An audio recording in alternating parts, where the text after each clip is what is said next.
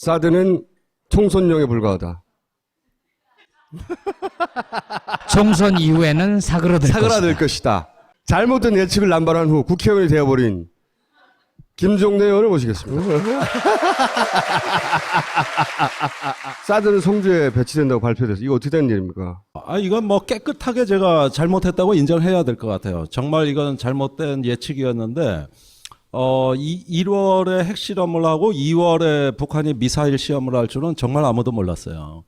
사실은 저는 박근혜 정부가 그렇게 쉽게 사드 못 들여올 거라고 봤는데 막상 핵이 터지고 미사일이 터지니까 하루아침이더라고요. 그러면서 이제 총선 때는 사실 사드 논란이 사라졌었습니다. 그거는 새누리당이 막아낸 거죠. 대구에 온다 그러니까 대구 의원들이 막아내고, 평택에 온다 그러니까 또 원유철 의원이 막아내고, 또 부산 칠곡에 간다 그러니까 또 부산 의원들이 막아내고 해가지고, 저는 사드에 대해서는 거의 반대 어떤 의사를 표현할 틈도 없이 새누리당 의원들이 알아서 폭탄 돌리기를 하더라고. 그래가지고 사실 그때 야권은 거의 뭐 입장 표명을 안 했습니다. 그러다 저러다 말겠지 하는 또 우리의 희망적 사고도 있었다고 보여지고, 이런 것들이 그 미국 대선에서 사드에 열풍이 불고 오바마 대통령까지 그때 입장이 확 바뀌었으니까. 원래 오바마 대통령은 사드 비판론자거든요. 그런데 이제 제가 어제 국회에서 공개한 문건, 올해 오바마 대통령이 그 국방예산 지침서에 서명을 하면서 내가 봐도 인상 안 좋네. 네. 7개 포대를 생산을 해서 전 세계에 이렇게 배치하는 문건에 서명을 했더라고요, 오바마 대통령이. 그건 뭐 어제 발견해서 제가 국회에서 터뜨렸습니다만은, 이런 흐름은 정말 예상 못했습니다. 갑작스럽게 속도를 낸 쪽은 한국입니까, 미국입니까? 우선 미국입니다. 그 미국 대선에서 북풍이 올해 세게 불었어요. 막 미 대선에 민주당 공화당 그 경선을 하던 중에 이제 핵실험 미사일 시험이 나타나니까 공화당 후보들이 일제히 한국의 사드 배치를 공약을 내걸기 시작했고, 그다음에 민주당까지 영향을 미쳐가지고 힐러리 클린턴이 한국의 사드를 반드시 배치하겠다고 하면서 내가 국무장관 할 때 한미일 미사일 방어를 추진한 내 장본인이다. 그러면서 사드 한국에 배치해야 된다. 이래가지고 미국의 대선에서 사드 열풍이 엄청나게 불었습니다. 이때 오바마 대통령이 한 번도 안 했던 말, 한반도에 해외에 사드 배치해야 된다는 입장으로 돌아서서 최초의 발언이 나오기 시작을 합니다. 미국 대선에서 그 분위기가 불어서 그게 압력이 한국으로 온 겁니까? 예, 거기에는 배경이 있습니다. 이제 북한이 핵실험을 하니까 기다렸다는 듯 군산 복합체가 이 사드에 대한 신화를 유포하기 시작을 했습니다. 그런데 지금 미국에서는 GBI라고 하는 지상발사 요격 시스템이 사드에 사실은 제일 덩어리가 큰 연구개발 자금을 많이 끌어들일 수 있는 사업이었는데 이게 실패했습니다. 사실 중단돼 있어요.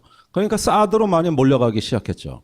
그러면서 사드가 올해 초에 보면은 요격 시험을 진행해서 그 중에 3번을 성공했다고 이제 록히드 마틴사가 발표하기 시작하니까 모든 대선 후보들이 이 사드에 대한 열광적 지지를 보냈습니다. 이렇게 되면 뭐가 달라지냐 하면은 미사일 방어에 대한 예산이 위기에 처한 상황에서 국방비를 보전할 수 있는 하나의 출구 전략이 마련된 것이죠.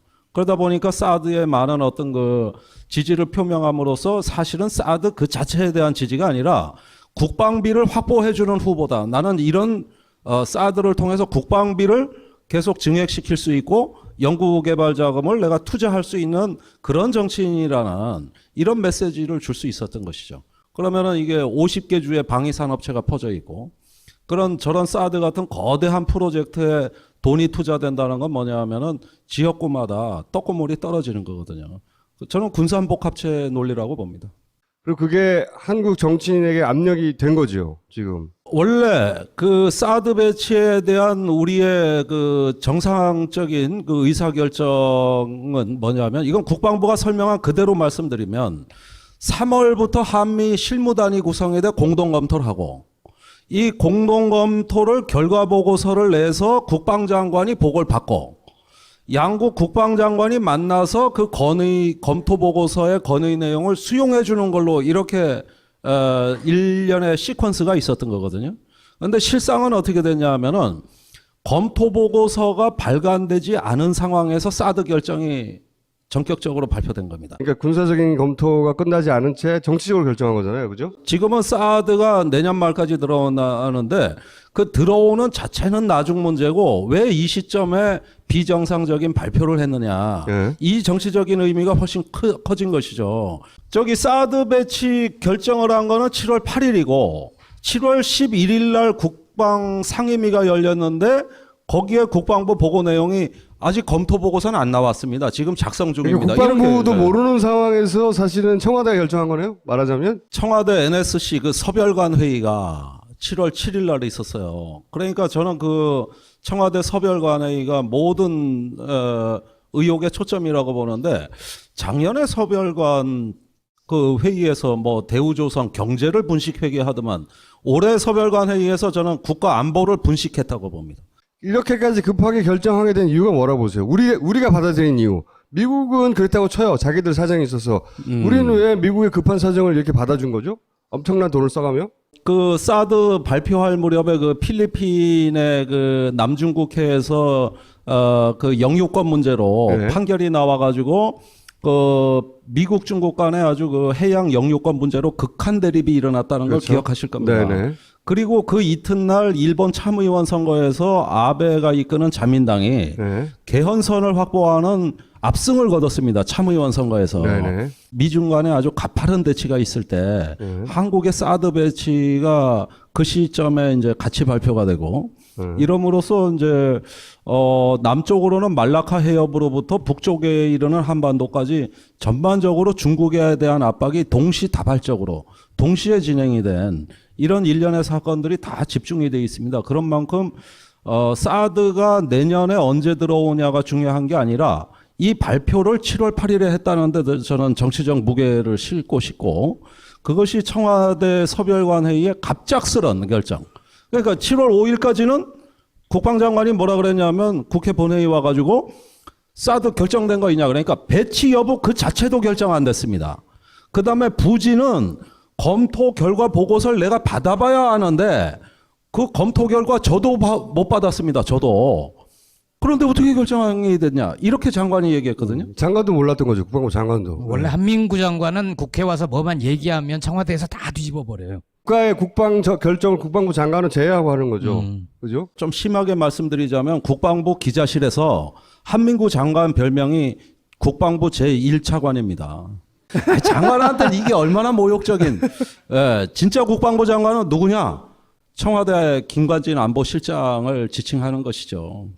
그런 말이 예사로 돌아다니고 있어요. 그러니까 얘기한 대로 믿었다가는 큰일 나는 상황이죠. 이틀 만에 결정이 됐는데 미국은 그럴 이유가 있었지만 우리는 왜 이렇게 급하게 그걸 받아들일 수밖에 없었냐 이거죠. 올해 저기 5월, 6월 들어와서만도 계속 매일 이 저기 북한에 대한 뉴스가 거의 도배하다시피 하면서 박근혜 대통령이 북한에 대한 극단적 전략, 모든 그 교류 협력을 다 끊어버리고 오로지 압박과 제재.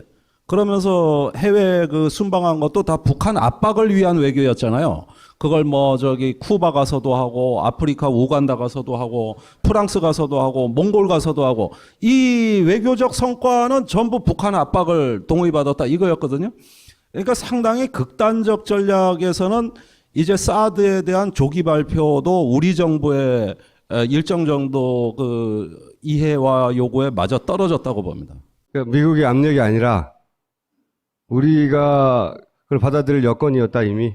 아니 우리 정부는 그 사드라는 우리가 통제할 수 있는 무기에 대해서는 사실은 미국과의 어떤 그 협상력이 대단히 약하기 때문에 지금까지 사태는 미국이 거의 다 주도해 왔고 마침 북한에 대한 좀 극단적 전략을 선호하는 박근혜 정부 입장에서는 수용하기에 적절한 시점이었다고 저는 보는 것이죠. 그러니까 내년 말 배치면 이제 총선용이었던 게 대선용으로 넘어가 버리는 건가요? 그렇죠. 오늘 국회 그 본회의 보십시오. 사드 찬성과 반대로 이렇게 날카롭게 대립이 되고 분열이 되지 않습니까? 그러면서 이 사드 문제 하나로 이렇게 모든 어떤 그 국회 상황이 이렇게 집중이 된다면 이것은 뭐 앞으로 내년 말까지는 얼마든지 정치 의제화될 가능성이 이제 검증이 된 겁니다. 미국에 뭔가 우리 구린 게 있는 거 아니에요 혹시? 이런 일련의 사건은 사드 하나만 보지 마시고요. 작년 12월에 그 위안부 졸속 협상, 그 다음에 올해 6월 28일에 한미일 미사일 공동 방어 훈련, 이런 걸 보십시오. 작년 연말에서 지금에 이르기까지 미국의 행보가 굉장히 숨이 가쁩니다. 그 중국 압박에 대한 어떤 이 속도와 강도가 지금 나날이 예상을 뛰어넘고 있거든요. 그러니까 미국은 미국 본토에 앉아서 미국이 상대하는 적들을 그 방어하는데 우리가 하나의 미사일 기지가 되는 거 아닙니까? 그렇죠. 그러면 우리 스스로 미국의 미사일 체제의 일부 발사 기지 역할을 해준다고 나선 거잖아요, 우리 대통령이. 그렇죠. 예, 예. 우리 대통령은 왜 그 모양일까요? 여기서 이제 가장 중요한 논점이 제기되는 건데, 우리는 이거 미국 MD의 일환으로 배치되는 거다, 이 주장을 계속 하잖아요. 국방부는 그것만은 아닙니다. 이건 순수하게 북한 미사일을 방어하기 위해서 주한미군 수준에서 쓰는 무기지 미국 MD 아니다 이러잖아요. 그게 말이 그런데 됩니까? 아니, 그거 논리적 모순이잖아요. 전시작전권도 없는데 게다가. 우리 땅을 북한 미사일로부터 지키기 위한 필요한 무기면 우리 돈으로 사서 우리가 배치해야죠. 근데 미국 그 유승민 의원 주장이죠. 음. 예, 실제 그렇게 얘기를 하죠. 네. 예. 근데 국방부는 그렇게 얘기를 안 하잖아요. 그러니까 국방부는 이렇게 얘기합니다. 우리 돈 안 들이고 미국이 공짜 점심 줬다, 우린 먹기만 하면 된다, 이게 국방부 주장이잖아요. 그런데 미국 사람들은 이걸 한반도에 사드 배치한 목적은 한미일 미사일 방어, 이제 그 공동 방어가 가능해지는데 기여한 것이고, 전 세계 미국의 미사일 방어에 대한 어떤 그 역량을 강화한 거다, 이렇게 얘기하거든요. 주한미군도 그렇게 얘기했어요. 사드 이렇게 다음은 얘기했어요. 예. 방어 통합. 미국이 가지고 있는 미사일 그 운용 체제를 다 통합해서 맞습니다. 한국에 있는 성주에 있는 기지도 미국에서 보고 발사한다는 거야. 그러니까 미국의 그 C2BMC라고 전 세계 미사일 방어의 정보를 수집하는 중앙 컴퓨터가 있고, 네. 거기에 접속이 된 단말기 하나를 성주에 갖다 놓은 거예요. 그러니까요. 예, 단말기 하나를. 근데 그거를 우리는 좋아하고 있는 거 아니야? 좋아하고 있는 건데, 이걸 아무리 주장해도 국방부는 아니라 그러는데, 아니 그 사람들 미국 좋아하시는 분들이잖아요. 한미 동맹이라 그러면 그냥 무조건 절대선인데, 당신들이 좋아하는 미국 사람이 이렇게 얘기했다. 그때 말씀하신 것 중에는 사드 배치를 한다고 해도 미사일 48개 채울 수도 없다, 뭐 이런 말씀도 하셨거든요. 예, 그게 이제 작년에 애슈린 카터 미 국방장관이 사드는 현재 생산 중이기 때문에 해외 배치할 상황이 아니라 그랬거든요. 그때는 지금 5개 포대가 창설되어 있는데 5개 포대에 지급한 사드 요격 미사일이 251개라 그랬어요. 네. 그러면 48개다 예비 물량까지 치면은 1개 포대당 250개를 갖고 있어야 되는데 5개를 다 합쳐도 250개밖에 안 된단 말입니다. 그러니까 지금 갖다 놓을 물량이 없다, 이래가지고 이 논의가 종결이 된 겁니다, 작년에. 네. 그게 작년 4월인가 그래요. 그러니까 우리는 그 말을 근거로 해가지고 지금 갖다 놓을 물량이 없다, 미 국방장관이 이랬는데 요즘 들어가지고 그 물량이 다 채워진 건 아닙니다. 그러니까 내년 말까지 배치 기간을 길게 잡아놓은 이유는 그 준비 기간이 필요하기 때문이에요. 지금 준비가 다 돼 있는 게 아니라는 거예요. 그럼 왜 하필 성주입니까? 그 수도권 방어도 서울도 방어가 안 된다고 하는데 어차피는 북한 미사일을 방어할 수도 없지만 그거 가지고. 네. 근데 왜 하필 성주예요, 근데? 그 이제 사드 배치를 찬성하는 국민들 중에 많은 분들이 이게 수도권 서울 방어에 도움이 되는 무기이기 때문에 갖다 놓으면은 서울이 안전해질 것이다, 즉 한강 전선에 투입될 거라고 봤는데 이게 낙동강 전선으로 내려갔어요. 네. 그런데 이 낙동강 전선으로 내려간 거는 미군의 뜻입니다. 미군이 자기들의 군사적 목적에 맞게 위치를 요구했겠죠? 요구했죠. 네. 미국의 유사시에 그 미 증원군이 한국에 들어오는 기지, 이거 방어가 일단은 전략적인 그 목표고, 그 다음에 이제 미군도 효율성을 봤을 겁니다. 그 더 북쪽으로 올라가게 되면은 사실 어느 정도 북한 미사일하고 거리가 확보돼야 되는데 너무 가까워지니까 그런 작전적 효용성 때문이라도 이것은 동남권이다, 이렇게 이제 미군이 주장한 걸로 돼 있고. 미국이 그 지역 중에 하나를 선정해 달라고 요구했기 때문에 그렇게 된 거고. 그렇습니다. 그리고 공교롭게 기존 미군 기지에 갖다 놓을 수가 없는 것이 전부 인구 밀집 지역이에요. 성주는 한적한 곳이란 말이죠. 이 정도도 사실은 전 세계 사드 중에서 가장 인구가 많은 지역에 들어오는 건데 한국 내에서는 성주가 제일 외진 곳에 있거든요. 대상 부지 중에서. 대상지 중에서는. 예. 사실 대구 비행장 거론됐는데 거기 갖다 놓으면 뭐 도시계획 자체가 바뀌어야 될 판이고 그렇다고 부산 인근의 기장 여기도 이제 인구 밀집 지역이고 이러다 보니까 칠곡이냐 성주냐 뭐 이런 정도의 그 항공권 기지를 고려하다가 이제는 뭐 사드 포대에 대략 소요되는 부지가 3만 5천 평인데 지금 성주에 있는 성산포대가 3만 6천 평입니다. 그러니까 요것을 안성맞춤으로 봤던 것 같아요. 그러면서 이거는 미군의 미사일 체제하고 상관없이 우리 무기라고 주장하는 거잖아요. 뭐 한미가 같이 운영한다 그랬죠. 같이. 같이. 예, 예. 아니 발사 권한도 없잖아요, 사실은. 단추 우리한테. 누를 때 손잡고 이렇게 같이 누르나? 예, 예. 아니 그래서 그 자세한 내용을 좀 설명해봐라. 이 운용 절차 개념이 있을 거 아니냐. 네. 그런데 이제 두 번째 비정상성이 나옵니다. 아까 첫 번째는 필기 시험 도중에 합격자 발표 났다. 이거고 두 번째 더 황당한 비정상은 뭐냐면은 그 자세한 내용은 사드가 들어온 다음에 결정할 겁니다. 그러니까 아니 우리가 무기가 들어오면 이걸 어떻게 써먹을까를 박터지게 연구해서 들어오는 게 정상으로 봤는데 일단 들어온 다음에 그때 가서 한다. 그러면은 운전면허 없이 자동차 사겠다 이거예요. 어쨌든 우리가 사드 미사일 버튼을 누를 권한은 없는 거 아닙니까? 미국의 무기인데. 그러니까 모호하게 답변했죠. 우리 공군 사령관이 평시에 나다가 전시에는 미 7공군 사령관이 이걸 통제한다. 네. 그러면은 북한이 미사일을 발사하는데 그건 전시죠 이미. 전시인데 네. 제 1격으로 미사일 발사부터 시작하면 평시가 되는 거죠. 그렇죠. 그러니까 그 전신지 평신지 헷갈리죠. 아주 애매한 거예요, 이게. 네. 이게 요격권자가 누군 건지 아주 애매한 거예요, 이게. 아니 현실적으로 미군이 자기들을 돈을 들여서 자기들이 설치한 미사일을 우리 보고 발사시키겠어요? 아, 우리는 무슨 무기인지도 몰라. 이 사드가 지금 저기 뭐 11번 쐈는데 다 맞았다며요. 이러니까 맞아. 그런데 그러면 가서 직접 봤냐? 어느 정도 그걸 살펴봤냐 그러니까 국방부 검토팀 얘기는 사드 포대를 딱 한 번 견학한 적이 있습니다. 이거거든요. 실제 요격 실험을 목격하거나 이런 것도 아니고. 그땐 참관도 못했고. 네. 그러면 미국의 그 미사일 운용 체계상 필요한 한반도의 땅을 우리가 내주는 거잖아요. 네. 발사대로. 네. 그럼 거꾸로 우리가 엄청난 경제적 혜택을 입거나 그들로부터 돈을 받거나 무역상의 이익을 뭐 그런 게 있습니까? 아, 그런 게 어디 있어요? 우리가 배치해달라고 사실은 바지가랑이 붙들고 늘어져야 되는데 먼저 배치해준 미국에 민망할 따릅니다. 누가 그랬어요?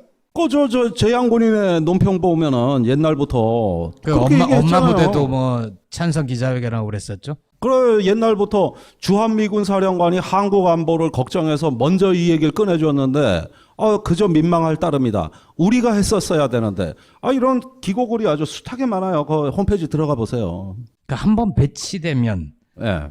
정권이 바뀌고 나서 철회할 수 있습니까? 그러니까 이게 임시 배치냐 영구 배치냐가 수수께끼입니다.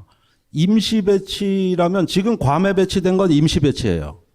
저거 아직 영구 배치 아닙니다. 그거 토론 중에 있어요.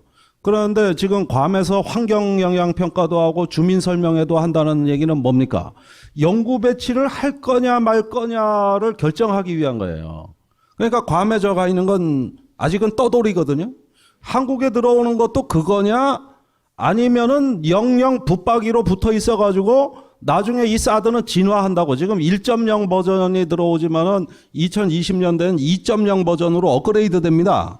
그때 이제 미국의 중앙 컴퓨터하고 통합 운영되는 단계가 되는 거예요.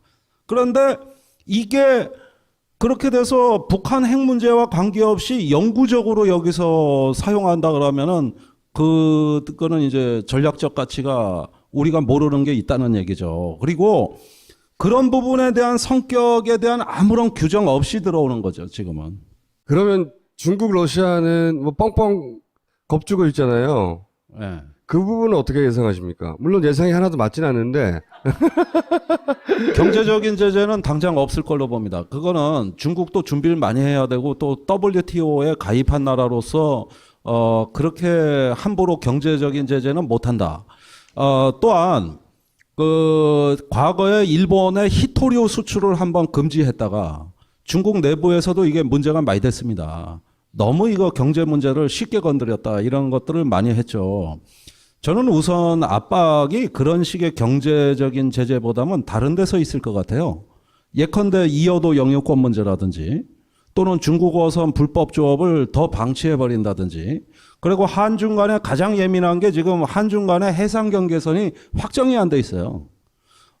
대륙붕에 대한 관할권을 주장하는 중국식 접근법대로라면 200캐리 경제 수역을 선포한다든지 또는 더 손쉬운 방법으로 우리 서해에서 방공식별구역 카디즈라고 하는 거를 확장해버린다든지 이런 여러 가지 어떤 그 우선은 경제와 무관한 정치 군사적인 영역에서의 공세적인 행동은 오히려 경제 제재보다 더 빨리 나올 가능성이 있고 그다음에 국제 외교 무대에서 한국과 공조하는 모습을 보여주는 걸 즉 한국에 대한 애정을 철회하기만 해도 우리는 타격이 커요.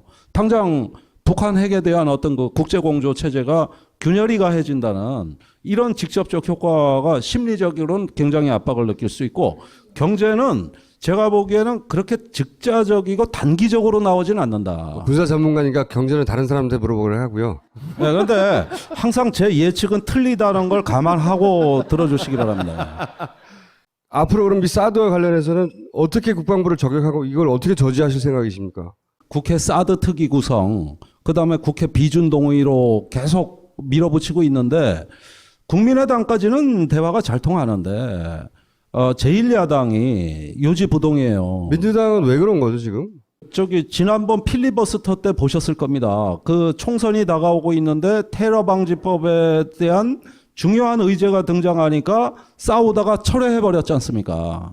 그리고 다 철수해서 우리는 경제민주화로 선거 치르고 안보 문제는 다 항복선언 해버리고 이건 다 양보해버리는. 김종인 체제의 한계인가요 그럼? 더민주당의 그 사드 결정된 날 첫날 대변인 성명이 뭐냐면은 실익이 있다면 사드 배치를 반대하지 않겠다거든요. 실익이 있다면. 어떤 무기든 들어오기만 하면은 그것이 무엇이든 간에 못 써먹는 무기는 없어요. 하다못해 전쟁 때 돌멩이 하나 막대기 하나도 써먹을 때는 있는 겁니다. 사드가 효용이 없다는 게 아니에요. 다른 손해가 더 크니까 지금 문제라는 것이지.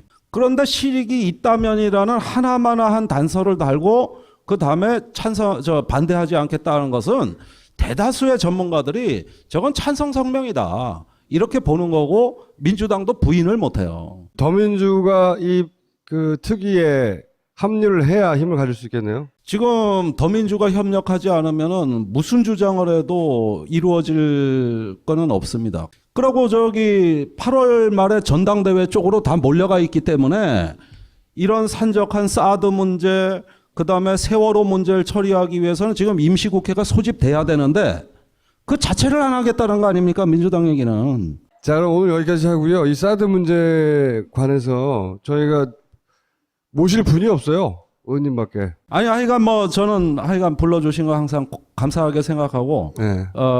국회보다 여기가 좋습니다. 진심입니다 이거는. 예. 알겠습니다. 감사합니다. 예, 고맙습니다. 한다고 해도 미사일 48개 채울 수도 없다. 뭐 이런 말씀도 하셨거든요. 예, 그게 이제 작년에 애슈린 카터 미 국방장관이 사드는 현재 생산 중이기 때문에 해외 배치할 상황이 아니라 그랬거든요. 그때는 지금 5개 포대가 창설되어 있는데 5개 포대에 지급한 사드 요격 미사일이 251개라 그랬어요. 네. 그러면 48개다 예비 물량까지 치면은 1개 포대당 250개를 갖고 있어야 되는데 5개를 다 합쳐도 250개밖에 안 된단 말입니다. 그러니까 지금 갖다 놓을 물량이 없다. 이래가지고 이 논의가 종결이 된 겁니다, 작년에. 네. 그게 작년 4월인가 그래요. 그러니까 우리는 그 말을 근거로 해가지고 지금 갖다 놓을 물량이 없다. 미 국방장관이 이랬는데 요즘 들어가지고 그 물량이 다 채워진 건 아닙니다. 그러니까 내년 말까지 배치 기간을 길게 잡아놓은 이유는 그 준비 기간이 필요하기 때문이에요. 그러면- 지금 준비가 다 돼 있는 게 아니라는 거예요. 그럼 왜 하필 성주입니까? 그 수도권 방어도 서울도 방어가 안 된다고 하는데 어차피는 북한 미사일을 방어할 수도 없지만 그거 가지고 네. 근데 왜 하필 성주예요? 근데 그 이제 사드 배치를 찬성하는 국민들 중에 많은 분들이 이게 수도권 서울 방어에 도움이 되는 무기이기 때문에 갖다 놓으면은 서울이 안전해질 것이다. 즉 한강 전선에 투입될 거라고 봤는데 이게 낙동강 전선으로 내려갔어요. 네. 그런데 이 낙동강 전선으로 내려간 거는 미군의 뜻입니다. 미군이 자기들의 군사적 목적에 맞게 위치를 요구했겠죠? 요거 했죠. 네. 미국의 유사시에 그 미 증원군이 한국에 들어오는 기지 이거 방어가 일단은 전략적인 그 목표고 그 다음에 이제 미군도 효율성을 봤을 겁니다. 그 더 북쪽으로 올라가게 되면은 사실 어느 정도 북한 미사일하고 거리가 확보돼야 되는데 너무 가까워지니까 그런 작전적 효용성 때문이라도 이것은 동남권이다. 이렇게 이제 미군이 주장한 걸로 돼 있고 미국이 그 지역 중에 하나를 선정해 달라고 요구했기 때문에 이렇게 된 거고. 그렇습니다. 그리고 공교롭게 기존 미군 기지에 갖다 놓을 수가 없는 것이 전부 인구 밀집 지역이에요. 성주는 한적한 곳이란 말이죠. 이 정도도 사실은 전 세계 사드 중에서 가장 인구가 많은 지역에 들어오는 건데 한국 내에서는 성주가 제일 외진 곳에 있거든요. 대상 부지 중에서. 대상지 중에서는. 예. 사실 대구 비행장 거론됐는데 거기 갖다 놓으면 뭐 도시계획 자체가 바뀌어야 될 판이고 그렇다고 부산 인근의 기장 여기도 이제 인구 밀집 지역이고 이러다 보니까 칠곡이냐 성주냐 뭐 이런 정도의 그 항공권 기지를 고려하다가 이제는 뭐 사드 포대에 대략 소요되는 부지가 3만 5천 평인데 지금 성주에 있는 성산포대가 3만 6천 평입니다. 그러니까 요것을 안성맞춤으로 봤던 것 같아요. 그러면서 이거는 미군의 미사일 체제하고 상관없이 우리 무기라고 주장하는 거잖아요? 뭐 한미가 같이 운영한다 그랬죠. 같이. 같이. 예, 예. 아니, 발사 권한도 없잖아요, 사실은. 단총 우리한테. 쏠 때 손잡고 이렇게 같이 누르나? 예, 예. 아니 그래서 그 자세한 내용을 좀 설명해봐라. 이 운용 절차 개념이 있을 거 아니냐. 네. 그런데 이제 두 번째 비정상성이 나옵니다. 아까 첫 번째는 필기 시험 도중에 합격자 발표 났다. 이거고 두 번째 더 황당한 비정상은 뭐냐면은 그 자세한 내용은 사드가 들어온 다음에 결정할 겁니다. 그러니까 아니 우리가 무기가 들어오면 이걸 어떻게 써먹을까를 박터지게 연구해서 들어오는 게 정상으로 봤는데 일단 들어온 다음에. 들어온 다음에 그때 가서 한다. 그러면은 운전면허 없이 자동차 사겠다 이거예요. 어쨌든 우리가 사드 미사일 버튼을 누를 권한은 없는 거 아닙니까? 미국의 무기인데. 그러니까 모호하게 답변했죠. 우리 공군 사령관이 평시에 나다가 전시에는 미 7공군 사령관이 이걸 통제한다. 네. 그러면은 북한이 미사일을 발사하는데 그건 전시죠, 이미. 전시인데 네. 제1격으로 미사일 발사부터 시작하면 평시가 되는 거죠. 그렇죠. 그러니까- 그 전신지 평신지 헷갈리죠. 아주 애매한 거예요, 이게. 네.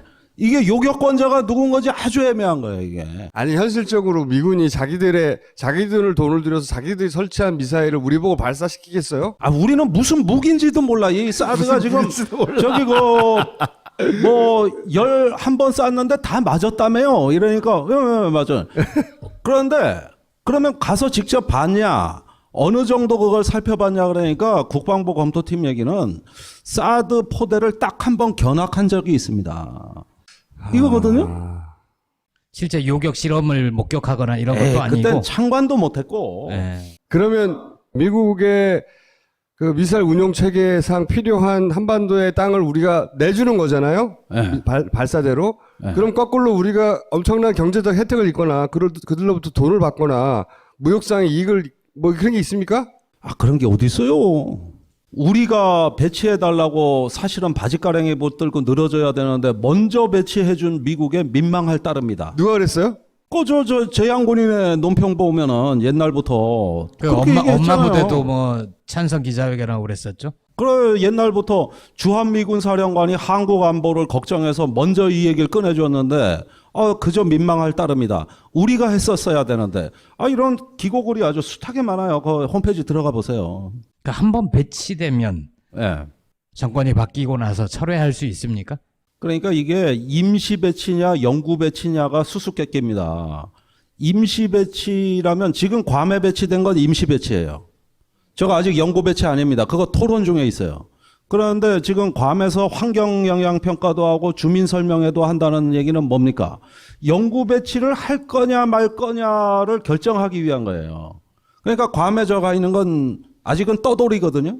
한국에 들어오는 것도 그거냐 아니면은 영영 붙박이로 붙어 있어가지고 나중에 이 사드는 진화한다고. 지금 1.0 버전이 들어오지만은 2020년대는 2.0 버전으로 업그레이드 됩니다. 그때 이제 미국의 중앙 컴퓨터하고 통합 운영되는 단계가 되는 거예요. 그런데 이게 그렇게 돼서 북한 핵 문제와 관계없이 영구적으로 여기서 사용한다 그러면은 그거는 이제 전략적 가치가 우리가 모르는 게 있다는 얘기죠. 그리고 그런 부분에 대한 성격에 대한 아무런 규정 없이 들어오는 거죠, 지금은. 그러면 중국, 러시아는 뭐 뻥뻥 겁주고 있잖아요. 네. 그 부분은 어떻게 예상하십니까? 물론 예상이 하나도 맞진 않는데.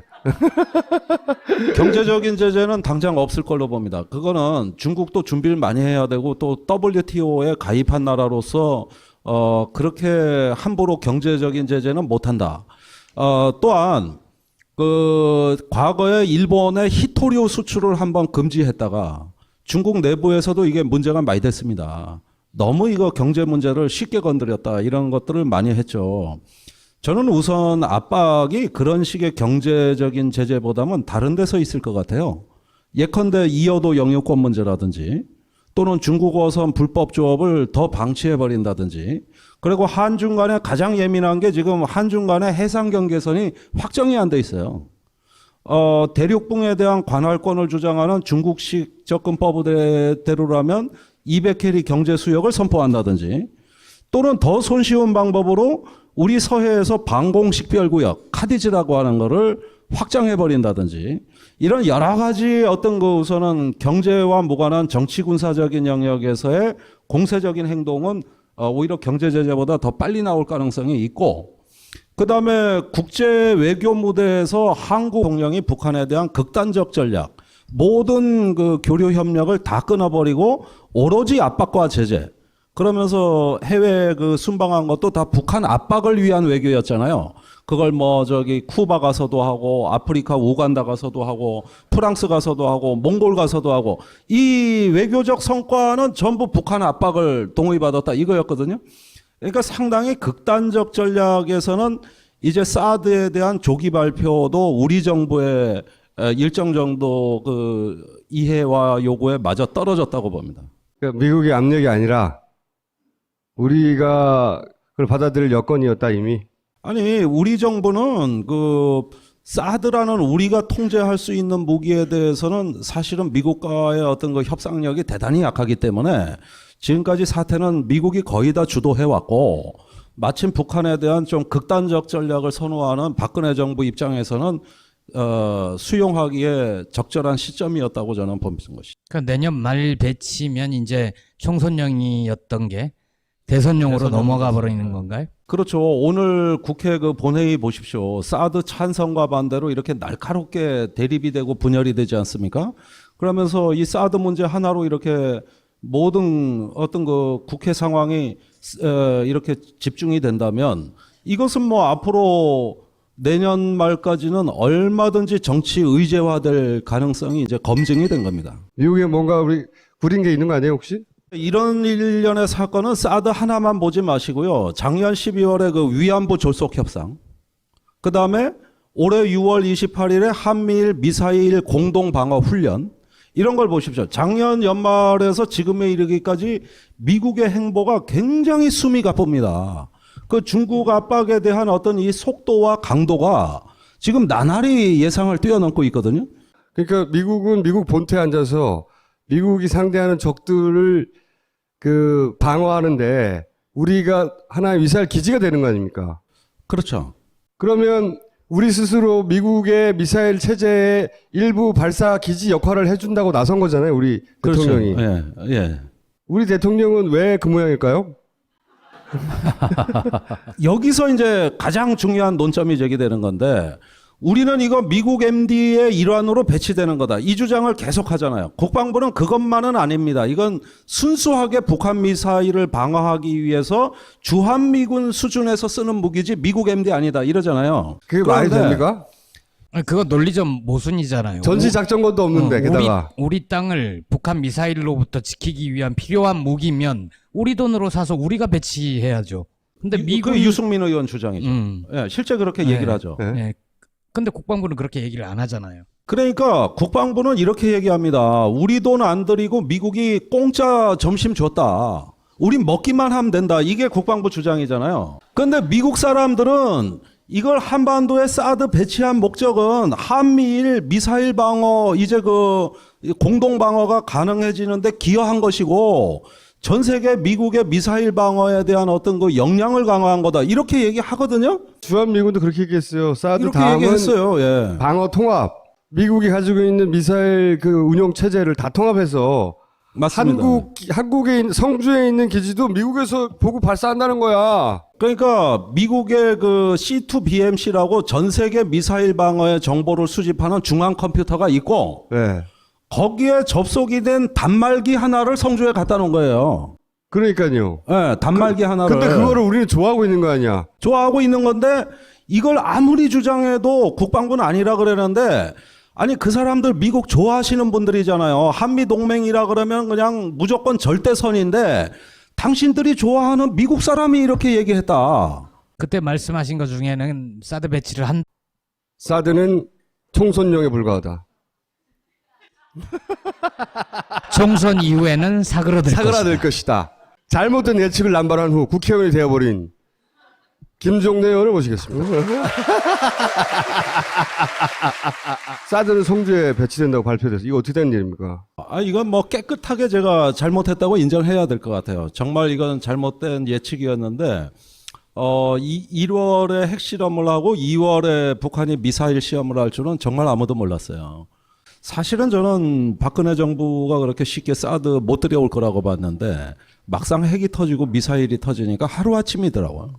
그러면서 이제 총선 때는 사실 사드 논란이 사라졌었습니다. 그거는 새누리당이 막아낸 거죠. 대구에 온다 그러니까 대구 의원들이 막아내고 평택에 온다 그러니까 또 원유철 의원이 막아내고 또 부산 칠곡에 간다 그러니까 또 부산 의원들이 막아내고 해가지고 저는 사드에 대해서는 거의 반대 어떤 의사를 표현할 틈도 없이 새누리당 의원들이 알아서 폭탄 돌리기를 하더라고. 그래가지고 사실 그때 야권은 거의 뭐 입장 표명을 안 했습니다. 그러다 저러다 말겠지 하는 또 우리의 희망적 사고도 있었다고 보여지고 이런 것들이 그 미국 대선에서 사드에 열풍이 불고 오바마 대통령까지 그때 입장이 확 바뀌었으니까 원래 오바마 대통령은 사드 비판론자거든요. 그런데 이제 제가 어제 국회에서 공개한 문건 올해 오바마 대통령이 그 국방예산 지침서에 서명을 하면서 내가 봐도 인상 안 좋네. 네. 7개 포대를 생산을 해서 전 세계에 이렇게 배치하는 문건에 서명을 했더라고요. 오바마 대통령이. 그건 뭐 어제 발견해서 제가 국회에서 터뜨렸습니다만은 이런 흐름은 정말 예상 못했습니다. 갑작스럽게 속도를 낸 쪽은 한국입니까, 미국입니까? 우선 미국입니다. 그 미국 대선에서 북풍이 올해 세게 불었어요. 막 미 대선에 민주당 공화당 그 경선을 하던 중에 이제 핵실험 미사일 시험이 나타나니까 공화당 후보들이 일제히 한국의 사드 배치를 공약을 내걸기 시작했고 그다음에 민주당까지 영향을 미쳐가지고 힐러리 클린턴이 한국의 사드를 반드시 배치하겠다고 하면서 내가 국무장관 할 때 한미일 미사일 방어를 추진한 내 장본인이다. 그러면서 사드 한국에 배치해야 된다. 이래가지고 미국의 대선에서 사드 열풍이 엄청나게 불었습니다. 이때 오바마 대통령이 한 번도 안 했던 말, 한반도에 해외에 사드 배치해야 된다는 입장으로 돌아서서 최초의 발언이 나오기 시작을 합니다. 미국 대선에서 그 분위기가 불어서 그게 압력이 한국으로 온 겁니까? 예, 거기에는 배경이 있습니다. 이제 북한이 핵실험을 하니까 기다렸다는 듯 군산 복합체가 이 사드에 대한 신화를 유포하기 시작을 했습니다. 그런데 지금 미국에서는 GBI라고 하는 지상발사 요격 시스템이 사드에 사실은 제일 덩어리가 큰 연구개발 자금을 많이 끌어들일 수 있는 사업이었는데 이게 실패했습니다. 사실 중단돼 있어요. 그러니까 사드로 많이 몰려가기 시작했죠. 그러면서 사드가 그 올해 초에 보면은 요격 시험을 진행해서 그 중에 3번을 성공했다고 이제 록히드 마틴사가 발표하기 시작하니까 모든 대선 후보들이 이 사드에 대한 열광적 지지를 보냈습니다. 이렇게 되면 뭐가 달라지냐 하면은 미사일 방어에 대한 예산이 위기에 처한 상황에서 국방비를 보전할 수 있는 하나의 출구 전략이 마련된 것이죠. 그러다 보니까 사드에 많은 어떤 그 지지를 표명함으로써 사실은 사드 그 자체에 대한 지지가 아니라 국방비를 확보해주는 후보다. 나는 이런 사드를 통해서 국방비를 계속 증액시킬 수 있고 연구개발 자금을 내가 투자할 수 있는 그런 정치인이라는 이런 메시지를 줄 수 있었던 것이죠. 그러면은 이게 50개 주의 방위산업체가 퍼져 있고 저런 사드 같은 거대한 프로젝트에 돈이 투자된다는 건 뭐냐 하면은 지역구마다 떡고물이 떨어지는 거거든요. 저는 군산복합체 논리라고 봅니다. 그리고 그게 한국 정치인에게 압력이 된 거죠, 지금. 원래 그 사드 배치에 대한 우리의 그 정상적인 그 의사결정은 뭐냐면 이건 국방부가 설명한 그대로 말씀드리면 3월부터 한미 실무단위 구성에 대해 공동검토를 하고 이 공동검토를 결과보고서를 내서 국방장관이 보고를 받고 양국 국방장관이 만나서 그 검토 보고서의 건의 내용을 수용해 주는 걸로 이렇게 일련의 시퀀스가 있었던 거거든요. 그런데 실상은 어떻게 됐냐 하면은 검토 보고서가 발간되지 않은 상황에서 사드 결정이 전격적으로 발표된 겁니다. 그러니까 군사적인 검토가 끝나지 않은 채 정치적으로 결정한 거잖아요, 그죠? 지금은 사드가 내년 말까지 들어오는데 그 들어오는 자체는 나중 문제고 왜 이 시점에 비정상적인 발표를 했느냐. 예. 이 정치적인 의미가 훨씬 커진 것이죠. 저기 사드 배치 결정을 한 거는 7월 8일이고 7월 11일 날 국방 상임위가 열렸는데 거기에 국방부 보고 내용이 아직 검토 보고서는 안 나왔습니다. 지금 작성 중입니다. 그러니까 국방부도 이렇게, 모르는 상황에서 사실은 청와대가 결정한 거네요. 말하자면. 청와대 NSC 그 서별관 회의가 7월 7일 날에 있었어요. 그러니까 저는 그 청와대 서별관 회의가 모든 의혹의 초점이라고 보는데 작년에 서별관 그 회의에서 뭐 대우조선 경제를 분식 회계하더만 올해 서별관 회의에서 저는 국가 안보를 분식했다고 봅니다. 이렇게까지 급하게 결정하게 된 이유가 뭐라고 보세요? 우리가 받아들인 이유. 미국은 그랬다고 쳐요. 자기들 사정이 있어서. 우리는 왜 미국의 급한 사정을 이렇게 받아준 거죠? 엄청난 돈을 써가며? 그 사드 발표할 무렵에 그 필리핀의 그 남중국해에서 그 영유권 문제로 네. 판결이 나와가지고 그 미국 중국 간에 아주 그 해양 영유권 문제로 극한 대립이 일어났다는 그렇죠. 걸 기억하실 겁니다. 네네.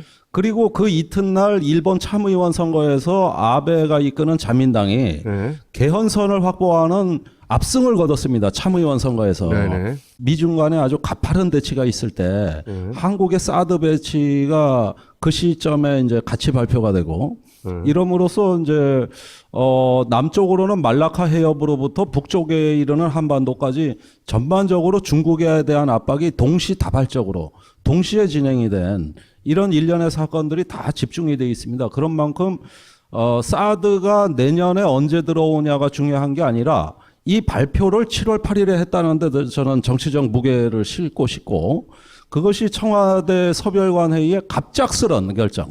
그러니까 7월 5일까지는 국방장관이 뭐라 그랬냐면 국회 본회의 와가지고 사드 결정된 거 있냐 그러니까 배치 여부 그 자체도 결정 안 됐습니다. 그 다음에 부지는 검토 결과 보고서를 내가 받아봐야 하는데 그 검토 결과 저도 못 받았습니다. 저도. 그런데 어떻게 결정이 됐냐 이렇게 장관이 얘기했거든요. 장관도 몰랐던 거죠. 국방부 장관도. 원래 한민구 장관은 국회 와서 뭐만 얘기하면 청와대에서 다 뒤집어 버려요. 국가의 국방 결정을 국방부 장관은 제외하고 하는 거죠. 그죠? 좀 심하게 말씀드리자면 국방부 기자실에서 한민구 장관 별명이 국방부 제1차관입니다. 장관한테는 이게 얼마나 모욕적인. 예, 진짜 국방부 장관은 누구냐? 청와대 김관진 안보실장을 지칭하는 것이죠.